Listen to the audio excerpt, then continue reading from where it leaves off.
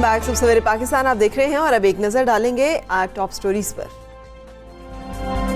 वज़ारत ख़ज़ाना ने पाकिस्तान पर कर्जों से मुताल्लिक रिपोर्ट जारी कर दी है और इस हवाले से बताया गया है कि पाकिस्तान का कर्ज बढ़ चुका है।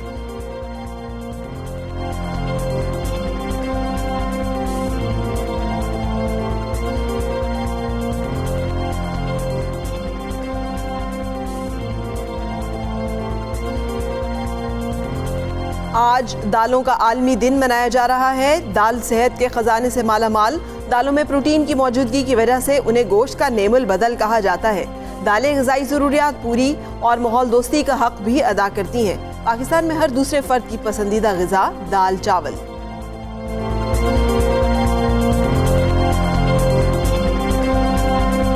रामसर झील बका के खतरे से दो चार। ज़ेरे ज़मीन पानी की सतह मुसलसल कम। मेहमान परिंदे भी मुंह मोड़ने लगे। हुकूमत कब गफलत की नींद से जागेगी। सब्जियों की अंधाधुंध काश्त की वजह से झीलों में ज़ेरे ज़मीन पानी की सतह इंतहाई नीचे गिर चुकी।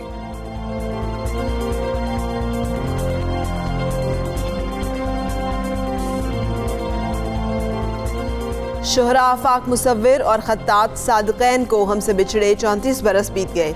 मुनफरिद मुसव्वरी की बिना पर उन्हें पिकासो ऑफ द ईस्ट का लक़ब भी दिया गया। इस्लामिक कैलीग्राफी में सादक़ैन का एक अपना जुदागाना और मुनफरिद मुकाम। सादक़ैन को पेरिस की दुनियाए आर्ट के सबसे बड़े एजाज़ से नवाजा गया।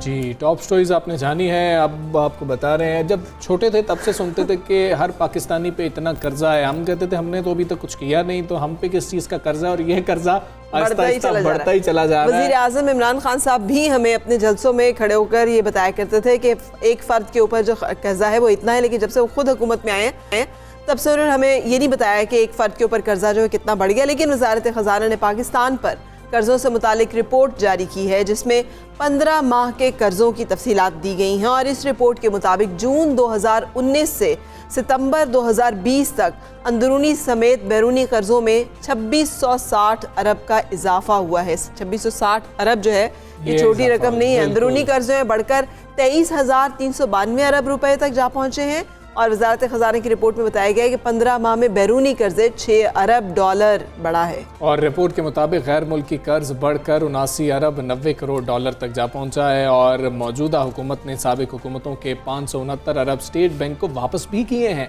पाकिस्तान सबसे ज़्यादा आलमी बैंक का मकरूज है। और कर्जों के हवाले से रिपोर्ट में ये भी बताया गया कि आलमी बैंक के कर्जे 16 अरब 18 करोड़ डॉलर तक पहुंच चुके हैं। और एशियाई तरक्याती बैंक के कर्जे 12 अरब 74 करोड़ डॉलर तक पहुंच गए हैं। पेरिस क्लब का कर्जा 10 अरब 92 करोड़ डॉलर तक रिकॉर्ड किया गया और है। ये रिकॉर्ड इजाफा है, ये मतलब इसे कह सकते हैं हिस्टोरिक इजाफा है, हर जो कि हम हुकूमत यहाँ में पे बढ़ता देख चुके हैं। हाँ, हम एक हुकूमत की क्या बात करें, हर हुकूमत में हम देखते हैं कि एक्सपेक्ट ये किया जा रहा था कि पाकिस्तान तहरीक-ए-इंसाफ की हुकूमत में ये इजाफा इतना नहीं होगा। इस वाले से बातचीत करेंगे नामवर माहिर मईशत हमारे साथ हैं हफीज़ पाशा साहब। अस्सलाम वालेकुम पाशा साहब, गुड मॉर्निंग एंड शुक्रिया वक्त निकालने के लिए।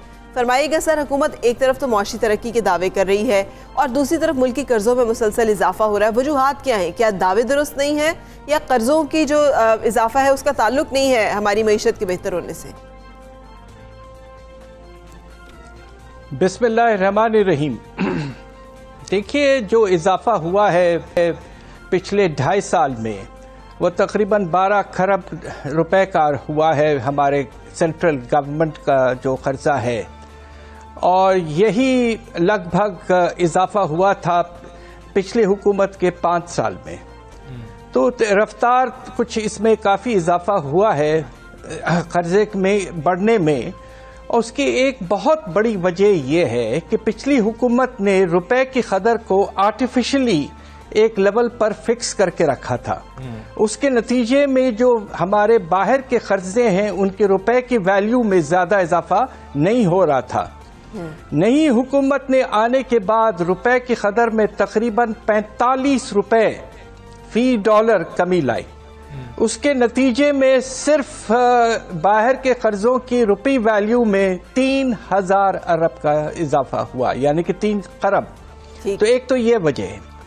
दूसरी बड़ी वजह यह है कि हमारा जो बजट का खसारा है, पे जब 2017-18 आखिरी साल जो थी पिछली हुकूमत में, उस वक्त खसारा 6.6% था जीडीपी का।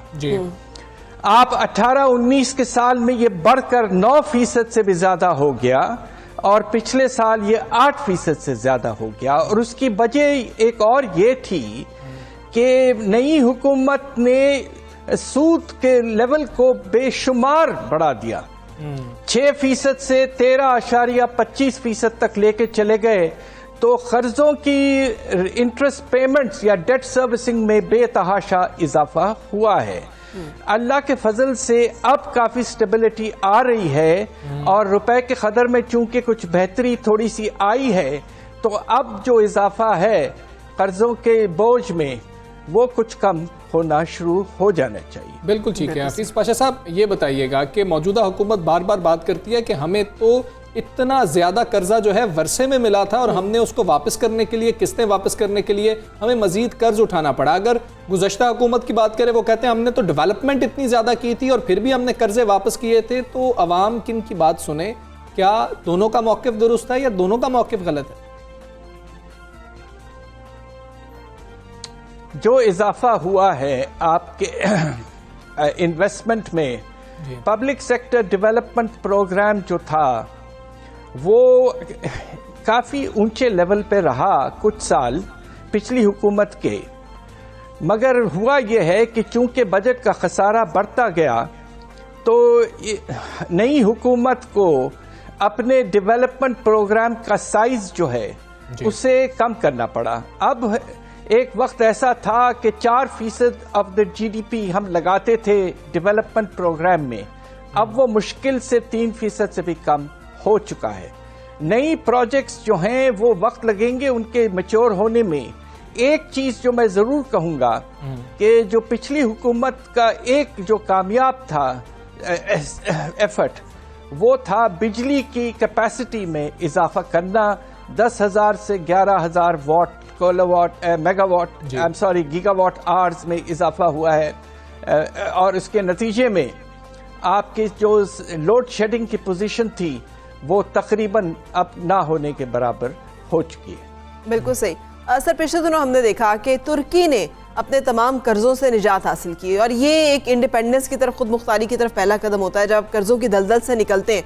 पाकिस्तान में आए कब तक मुमकिन होगा? और ये कर्जों के बोझ तले दबे रहना, और जो इंडिविजुअल कर्ज टू GDP रेशो भी आप बताया करते हैं अक्सर, वो कहाँ तक पहुँच गया है? ये खतरनाक इजाफा जो है किस तरफ इंडिकेट कर रहा है?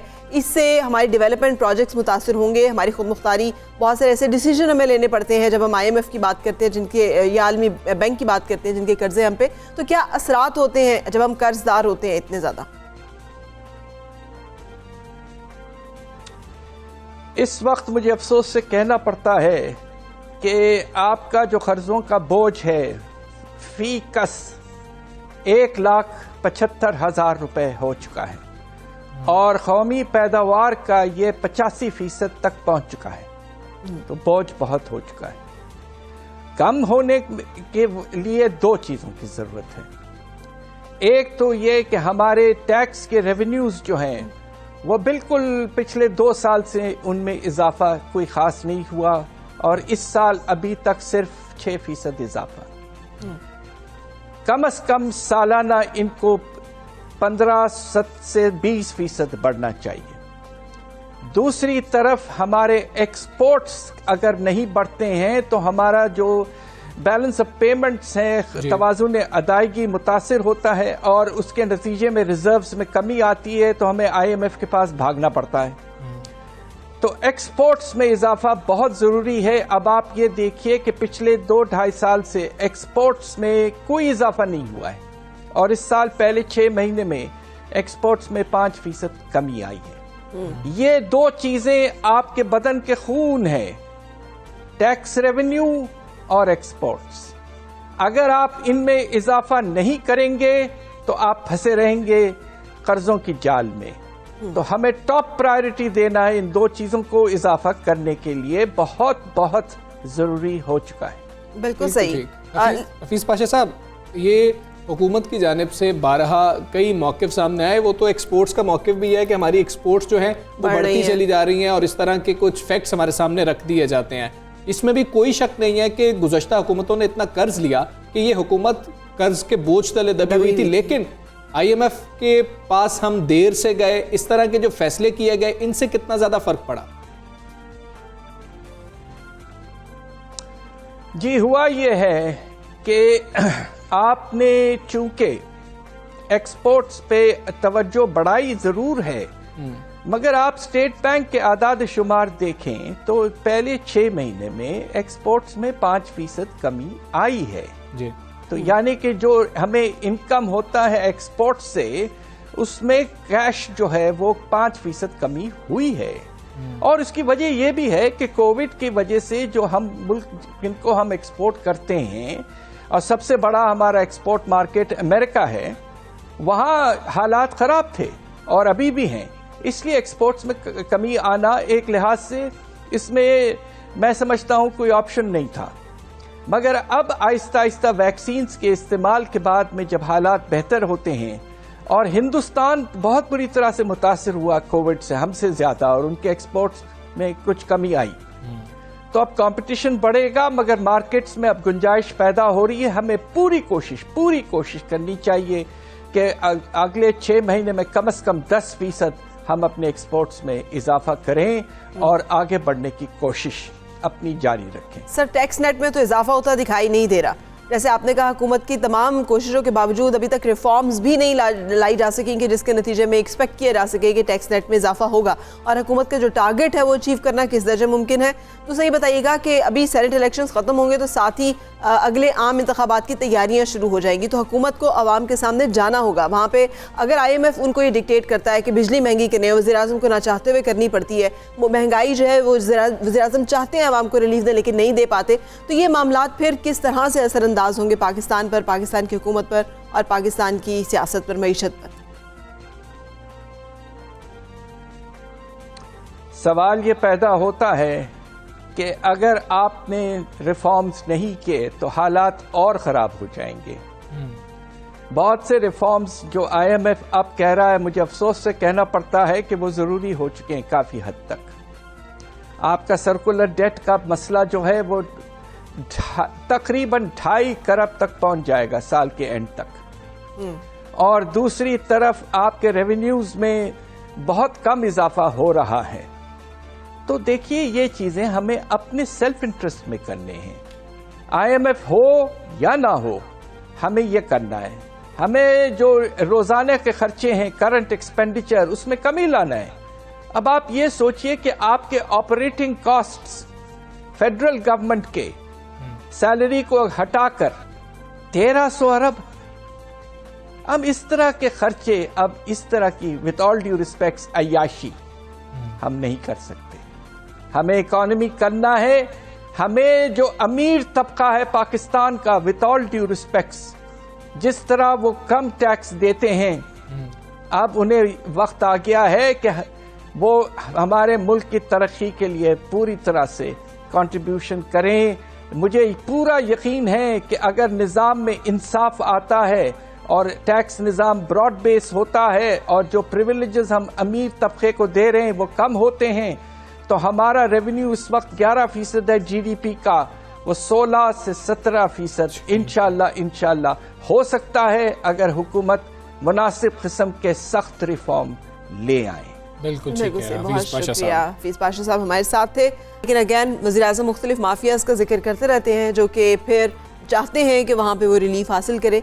So let's hope and wish के आवाम की बेहतरी और फलाह के फैसले जो है वो भी होंगे। शबर जैदी साहब के पास भी खासी तजावीज़ हैं, लेकिन अब वो सिर्फ मीडिया के सामने आके वो तजावीज़ देते हैं। जब उनका इख्तियार था, जो रिफॉर्म्स हैं वो नहीं कर सके थे, और रिफॉर्म्स के अंदर ब्यूरोक्रेसी का भी मसला था, दीगर जो है स्टेक होल्डर्स उनके भी प्रॉब्लम थे, और शबर जैदी साहब को अब मसला वो 5000 के नोट की भी बात हुई थी, हमने उनसे बात की। हाँ, और फिर उन्होंने एक लंबी रुखसत पे, मतलब बीमारी का वो करके वो निकल गए थे। चले अब बात करते हैं कुछ आम जिंदगी की। हमजा, आपने सुना ना कभी ये मुंह और मसूर की दाल? हाँ, बहुत दफा सुना। तो इसका मतलब क्या हुआ कि मसूर की दाल इतनी कोई खास चीज है कि वो हर एक के लिए जो है वो नहीं हो सकती, लेकिन दालें हर एक के लिए है। अब तो ये कहना मुश्किल है जितनी इनकी कीमतें बढ़ गई। अगर कीमत ना देखी जाए तो दालों के अंदर ऐसा सब कुछ मौजूद है जो हम किसी भी सुपर फूड से हासिल करने की ख्वाहिश और तवक्को रखते हैं, अगर हम मुख्तलिफ किस्म की दालें जो हैं वो अपनी ज़िंदगी में शामिल अच्छा, वो दाल रोटी वाला जो मुहावरा था ना कि बस दाल रोटी चल रही है, तो अब तो वो भी मुश्किल से चल रही है। वो भी मुश्किल से चल रही है। दाल इतनी ज़्यादा महंगी है, और जब क्योंकि दाल में कुछ काला है, दाल में पूरी दाल काली हो चुकी है। और अक्सर जो है सियासतदानों से जब ये सवाल किया जाता रहा है माजी में कि दाल इतनी महंगी हो गई है तो क्या करें, वो कहते थे वो लोग चिकन खाएं, मुर्गी खाएं, इस तरह के जवाब हमें आगे। ये फ्रांस की मलिका ने भी तो यही कहा था ना, जब उससे कहा गया कि जनाब आटा नहीं मिल रहा, तो उससे कहा तो मसला क्या है, वो केक खा लें। तो अब यहाँ पे ये है कि कोई बात नहीं, अगर आपकी जो दाल है वो पहुँच गई है 150 पौने 200 रुपए तक, तो चिकन खा लेना। ये बातें हम कर क्यों रहे हैं फरा, ये भी तो हमें बताएं। हाँ, इसलिए कि आज दालों का आलमी दिन है, और ये एम्फेसाइज करने के लिए कि हम जिन चीज़ों को बाज़ समझते हैं कि ये अहम नहीं है या ये तो ऐसे ही है, उनके अंदर भी एक बहुत सारी अल्लाह ताला ने छुपाई हुई ग़िज़ाइयत, अहमियत, उनकी इफादियत, जिसको आज जानने की हम कोशिश करेंगे। जानेंगे बिल्कुल। आपकी फेवरेट दाल कौन सी है? सारी दालें नहीं, कोई एक तो बहुत ज्यादा होती है ना जो बहुत ज्यादा पसंद है। मुझे माश की दाल है। हाँ, मुझे मसूर की दाल बहुत अच्छी लगती है। मूंग मसूर और उबले चावल, दाल चावल जिसे कहते हैं, सो वो हर एक का फेवरेट है। वो कौन है जो ये कह सके कि उसे दाल चावल नहीं पसंद? तो उसकी जो टिपिकल वो जो दाल है ना, मुझे वो बड़ी पसंद है। चलें अब अफादियत के बारे में बात कर लेते हैं। हमारे साथ जो है माहिर ग़िज़ा मौजूद हैं, डॉक्टर जोहा सुहेल। जोहा, अस्सलाम वालेकुम, कैसी हैं आप? खैरियत से हैं? बिल्कुल ठीक। अच्छा जोही, हम जो कह रहे थे इसमें आप क्या ऐड करेंगे? मतलब दालें कितनी अहम हैं हमारे लिए, कितनी खानी चाहिए? बहुत से लोग तो तंग आ जाते हैं, कहते हैं यार ये रोज आज फिर दाल बना ली है। दालें बहुत ज़्यादा अफादियत के हामिल हैं। अब जैसे आप बात करें, मूंग की दाल है, मसूर की दाल है, माश की दाल है, हर दाल की अपनी अफादियत है। जहाँ उनकी अफादियत है वहाँ थोड़े से नुकसान भी हैं, तो वो लोग जिनको किडनीज रिलेटेड डिसऑर्डर्स हैं, डायलिसिस का मसला, वो लोग ज़रा इनको अवॉइड करें। लेकिन बाकी जो पॉपुलेशन है वो इनका इस्तेमाल कर सकती है इत्तेदाल में। अच्छा, अगर हम लोग इंडिविजुअल इनके फ़वाइद के बारे में बात करें, सबसे पहले मैं दाल मूंग के बारे में बात करना चाहूँगी। ये ऐसी दाल है जो प्रोटीन्स का बहुत इंपॉर्टेंट सोर्स है। वो लोग जो वेजिटेरियन होते हैं, जो गोश्त नहीं खाते, सिर्फ सब्जियों पे और दालों पे रहते हैं, उनकी खुराक में प्रोटीन का जाना बहुत ज़रूरी हो जाता है, क्योंकि गोश्त वो नहीं ले रहे होते। तो जो मूंग की दाल है वो प्रोटीन का बहुत बेहतरीन ज़रिया है। और आजकल जिस तरह से मौसम भी बहुत ख़राब हो रहा है, कोविड भी चल रहा है, तो आपकी क़ुव्वत मुदाफ़िअत जितनी स्ट्रॉन्ग रहेगी उतना बेहतरीन है। और मूँग की दाल में प्रोटीन्स अच्छी अमाउंट में, तो बुखार का मसला, फ्लू का मसला इसके इस्तेमाल से कम किया जा सकता है। इसका सूप इस्तेमाल किया जा सकता है, इसको दाल की फॉर्म में भी इस्तेमाल किया जा सकता है। इसके अलावा सेकेंडली जो हम बात करते हैं माश की दाल की, माश की दाल हमारे पास फाइबर का बहुत अच्छा सोर्स है। फाइबर उन लोगों के लिए बहुत बेनिफिशियल है जो वज़न कम करना चाहते हैं। बहुत से लोग समझते हैं कि दालें जो है इनका कोई रोल नहीं है वेट लॉस के अंदर, सिर्फ खाना छोड़ देंगे तो वज़न कम होगा। ऐसा हरगिज़ नहीं है। आप दाल का इस्तेमाल करें, माश की दाल फाइबर का बेहतरीन ज़रिया, उससे भी आपका वज़न जो है हेल्दी रेंजेस में कम हो सकता है। क्योंकि फाइबर का इंपॉर्टेंट रोल ये होता है कि हमारी भूख को रोकता है, सुप्रेस करता है। और दाल जब हम कंज्यूम करते हैं तो उसके थ्रू न्यूट्रिएंट्स भी जाते हैं जो बॉडी को वीक नहीं होने देते। बहुत से बच्चियाँ जब डाइटिंग कर रहे होते हैं तो उनकी स्किन के ऊपर एजिंग के सिम्टम्स जल्दी आ जाते हैं, क्योंकि वो कुछ खा नहीं रहे होते, न्यूट्रिएंट्स उनके अंदर जा नहीं रहे होते। तो दाल कंज्यूम करने से वज़न भी कम होता है और आपकी बॉडी के अंदर किसी किस्म की डिफिशियंसीज भी नहीं आती। इसके अलावा बहुत से लोगों को ड्यूरिंग वेट लॉस ही कॉन्स्टिपेशन का मसला, कब्ज़ का मसला, बवासीर की शिकायत आ जाती है। तो जो माश की दाल है उन लोगों के लिए बहुत बेनिफिशियल है। लेकिन वो लोग जिनको एब्डोमिनल फ्लैचुलेंस का मसला रहता है, पेट में बहुत ज़्यादा गैस ट्रबल्स आ रहे होते हैं, वो इनका इस्तेमाल ज़रा कम करें, क्योंकि इसमें फाइबर बहुत ज़्यादा है जो उसको एग्रीवेट कर सकता है, उसको बढ़ा सकता है। इसके अलावा थर्ड में मैं बात करती हूँ दाल मसूर की। दाल मसूर उन लोगों के लिए बहुत अच्छी है जिनको आइज़ रिलेटेड इश्यूज़ आते हैं। जैसे आजकल हम लोग बहुत ज़्यादा स्क्रीन्स का इस्तेमाल करें, सब कुछ ऑनलाइन शिफ्ट हो चुका है कोविड की वजह से, तो बहुत से लोगों की नज़र या तो नेचुरली वीक होती है या इनके इस्तेमाल से वीक हो रही होती है। तो वो लोग दाल मसूर का इस्तेमाल ज़रूर रखें, क्योंकि इसमें मौजूद है विटामिन ए, आँखों की सेहत के लिए बहुत अच्छा है। और बच्चों के अलावा जो ओल्डर एडल्ट्स हैं, जो बुढ़ापे की उम्र में जा रहे होते हैं, उनको मोतिया की शिकायत रहती है, सफ़ेद मोतिया या काला मोतिया, तो उस मसले को भी दाल मसूर जो वो कम करने में इंपॉर्टेंट रोल प्ले करती है। बिल्कुल सही। लास्ट पे जो हमारे पास दाल चना आ जाती है, उसके बारे में बहुत ज़्यादा मिसकंसेप्ट है लोगों में कि ये शुगर के पेशेंट्स ना खाएं, इससे शुगर बढ़ती है, जबकि ऐसा नहीं है। दाल चना जो है वो शुगर के पेशेंट्स इस्तेमाल कर सकते हैं, क्योंकि इसके अंदर शुगर बढ़ाने की जो कुव्वत है, जिसको हम ग्लाइसेमिक इंडेक्स कहते हैं, वो बहुत कम है। अगर आप लोग अपनी रिक्वायरमेंट के अकॉर्डिंग इस्तेमाल करते हैं तो ये शुगर को नहीं बढ़ाएगी। बहुत से पेशेंट्स आते हैं वो यही पूछते हैं कि हमें शुगर है तो हम दाल चना नहीं खाते, जबकि ऐसा नहीं है। ये शुगर को नहीं बढ़ाती, ये आपको आपकी शुगर लेवल्स को नॉर्मल रखने में भी इंपॉर्टेंट रोल प्ले करती है। अच्छा, और भी तो दालें, अरहर की दाल भी है, कोई उसको लिफ्ट ही नहीं कराता कि वो भी कोई दाल है। अच्छा, फिर लोबियाज जो है, मुख्तलिफ बीन्स, क्या ये भी दालों में लेग्यूम्स ये भी शामिल होंगे? बिल्कुल ये शामिल होते हैं, जैसे हमारे पास वाइट किडनी बीन्स हैं और रेड किडनी बीन्स हैं, ये दोनों बहुत ज़्यादा अफादियत के हामिल है। जैसे मैं बात करी थी वेट लॉस में बहुत ज़्यादा हेल्पफुल है। बहुत से लोग ड्यूरिंग वेट लॉस खाना पीना छोड़ रहे होते हैं, तो वो खाना पीना मत छोड़ें, वो अपने सैलड्स पे दालों को और लेग्यूम्स का इस्तेमाल करें। मैं इस तरह से कहती हूँ कि अगर आप लोग 2 किस्म की दालों को या 2 किस्म के लेग्यूम्स को, जिसको हम लोग किडनी बीन्स कह रहे होते हैं, लोबिया को मिक्स करते हैं, तो वो हमें एक गोश्त जितनी प्रोटीन्स दे देती है। अच्छा, यानी वाइट एंड रेड को मिक्स करके भी मिक्स बनाया जा करके सकता है? हमेशा मैं ऐसे रिकमेंड करती हूँ कि आपने 2 को मिक्स करना है, क्योंकि एक में अगर एक अमाइनो एसिड है तो दूसरा जो है वो उसके अंदर दूसरे अमाइनो एसिड, तो वो मिक्स जब करें तो वो कंप्लीट प्रोटीन एक बन जाती होती है। इनका कोई टाइम भी होता है? आप दालों का बताएं कि रात में नहीं लेनी चाहिए, दोपहर में लेनी चाहिए? दालों का बेस्ट टाइम है दोपहर का वक्त का। रात के टाइम पे मैं यूजुअली रिकमेंड नहीं करती, वैसे कंज्यूम करनी भी नहीं चाहिए, क्योंकि इसमें फाइबर ज़्यादा है और फाइबर जो है वो स्टमक के अंदर जाके ब्लॉटिंग का इशू थोड़ा सा बढ़ा देता होता है, थोड़ी सी गैस प्रोडक्शन बढ़ाता है। तो बेहतर ये है कि आप इसको दोपहर के टाइम में कंज्यूम करें और रात के टाइम पे इसको इस्तेमाल ना करें। लेकिन स्नैकिंग के ऑप्शन में भी आप इसको कंज्यूम कर सकते हैं। 10-11 बजे और 4-5 बजे आप लोग दालों का, जैसे मैं सूप की बात कर रही थी अभी, तो वेट लॉस प्रोग्राम्स में हम पेशेंट्स को सूप्स रिकमेंड करते हैं। तो वो जो मिड मॉर्निंग स्नैक है, जो आफ्टरनून स्नैक है, उसमें आप इनके सूप्स भी कंज्यूम कर सकते हैं। बिल्कुल बिल्कुल। लेकिन अच्छा, जी, लेकिन इनकी जो प्रोसेसिंग है, जो कुकिंग मेथड्स हैं, वो बहुत ज़रूरी हैं। अच्छा, प्रोसेसिंग के साथ एक कुछ छिलके वाली दाल और बगैर छिलके वाली दाल, धुली हुई दाल और बगैर धुली दाल, इन दोनों, इनसे भी फर्क पड़ता है ना? तो आप क्या रिकमेंड करती हैं? बिल्कुल फ़र्क पड़ता है। मैं कभी भी ये नहीं कहती कि दाल को बहुत ज़्यादा धो के उसका छिलका डिस्कार्ड कर दें। छिलके में फ़ाइबर बहुत ज़्यादा होता है और फाइबर के जैसे मैंने फ़वाइद अभी यहाँ डिस्कस किए हैं, तो वो सारे फ़वाइद हमारी बॉडी तक नहीं पहुँच पाते जब हम दाल को अच्छी तरह धोते हैं, उसका छिलका रिमूव करते हैं। एक ये पॉइंट हम ख़राब करते हैं कि उसको बहुत ज़्यादा वॉश करते हैं। एक उसकी कुकिंग के दौरान बहुत से लोग बहुत ज़्यादा पानी कंटेनर में डाल के उसको बॉयल करते हैं, बाद में पानी डिस्कार्ड कर देते हैं और दाल निकाल लेते हैं। अच्छा, दालों में हमारे पास ऐसे विटामिन्स होते हैं जो पानी वाले होते हैं, जो वाटर सॉल्युबल विटामिन्स हैं। जब आप उसका बॉयल करते हैं और पानी निकाल के डिस्कार्ड कर देते हैं, तो सारे विटामिन्स उस पानी में चले जाते हैं। तो कोशिश ये करें कि उतना पानी इस्तेमाल करें जितना उसकी क्वांटिटी के अकॉर्डिंग आए। ज़्यादा पानी मत डालें ताकि वो आपको फेंकना पड़े, ताकि उसके जो न्यूट्रिएंट्स हैं वो उसके अंदर ही रहें और आपकी बॉडी को उससे फायदा हो सके। बिल्कुल। दाल चावल बहुत ज़्यादा पसंद किए जाते हैं, जिस तरह फरा बात करी थी, तो दाल चावल का जो कम्बो है ये बिल्कुल ठीक है? इसमें तो कोई मसला तो नहीं है कि आप एक तरफ दाल ले रहे हैं, दूसरी तरफ आप साथ चावल भी खा रहे हैं? नहीं, उसके एब्जॉर्प्शन में बिल्कुल कोई असर नहीं आता। दोनों एक दूसरे के साथ बिल्कुल बैलेंस रहते हैं। ऐसा होता है बहुत से न्यूट्रिएंट्स एक दूसरे के साथ नहीं जा रहे होते, लेकिन दालों में ऐसा हमारे पास कोई चीज़ नहीं है कि जिससे चावलों के एब्जॉर्प्शन ख़राब हो या चावलों में ऐसी कोई चीज़ है जो दालों के एब्जॉर्प्शन को हिंडर करे। तो ये कॉम्बिनेशन पाकिस्तान में बहुत खाया जाता है और बिल्कुल खाया जा सकता है, क्योंकि इससे दोनों की ग़िज़ाई पहलू के ऊपर कोई नेगेटिव इम्पैक्ट नहीं आता। यानी कि हम अगर गोश्त नहीं खा सकते तो हम दालों की जो इंटेक है उसको ज़्यादा करें? दालों के इंटेक को ज़्यादा कर दें, लेकिन जैसे मैंने बताया गुर्दे वाले पेशेंट्स, डायलिसिस वाले पेशेंट्स इसका इस्तेमाल ना करें, क्योंकि बिल्कुल ही ना करें। बिल्कुल, उसमें ये होता है कि हम लोग क्वांटिटीज़ बहुत कम कर देते हैं, क्योंकि इससे मौजूदा जो फॉस्फोरस है, जो प्रोटीन है, वो गुर्दों पे असर डालती है। तो उन पेशेंट्स को फिर या तो उनके मॉलिज के रिकमेंडेशंस के अकॉर्डिंग देते हैं कि महीने में आप इतनी कंज्यूम कर लें या हफ्ते में इतनी ले लें। जिस तरह से एक हेल्दी इंडिविजुअल डेली दाल ले ले, उसको कोई नुकसान नहीं है। लेकिन ये पेशेंट्स जो हैं, ये अगर इनको प्रोटीन भी वैसे हम लोग कम करते हैं जो गोश्त के थ्रू आती है, तो दालों को भी हमें रिस्ट्रिक्ट करना पड़ता है। कोलेस्ट्रॉल वाले जो हैं वो इससे बाहर हैं, इस लीग से?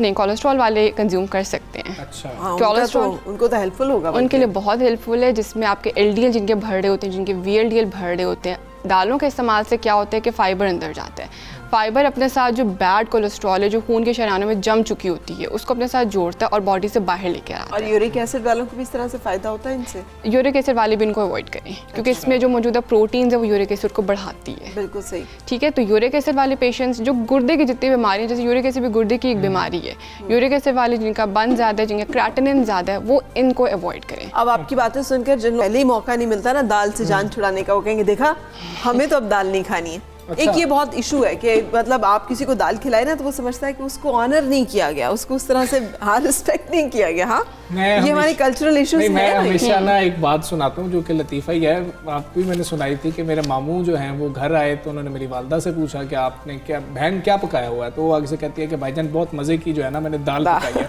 वो कहते हैं कि दाल कितनी को अच्छी आप जो है ना बना सकते हैं, वो कितनी अच्छी बन जाएगी। खैर दाल, लेकिन हमजा देसी घी से चोपड़ी हुई रोटी हो, साथ बेहतरीन देसी अचार हो घर का बना हुआ, और साथ अच्छी सी दाल हो, तो मेरा ख्याल है कि इससे बड़ा और कुछ नहीं। और एक और बहुत हमारे यहाँ पुरानी ही बनाई जाती थी, अब तो लोग बनाना छोड़ गए, मिस्सी रोटी बनती थी। जो दालें डाल के रोटियां बनाती है ना, तो ये चीज़ें भी इफेक्टिव हैं। बिल्कुल इफेक्टिव हैं। जहाँ मैंने बस ये बताया कि प्रोसेसिंग इंपॉर्टेंट है, आपने दाल को ज़्यादा पानी में नहीं बनाना, अदरवाइज इसको कुक कर सकते हैं आप लोग, उसका कोई नुकसान नहीं आता। कॉम्बिनेशन इसके हेल्दी कॉम्बिनेशन हैं सारे, ऐसी कोई चीज़ है जैसे मिसी रोटी की आप बात करी वो इसके एब्जॉर्प्शन पे बिल्कुल असर नहीं करती, हेल्दी ऑप्शन है, आप इसको इंकॉर्पोरेट कर सकते हैं। Thank you Zoha, thank you for being with us and time for break के बाद फिर मिलते हैं।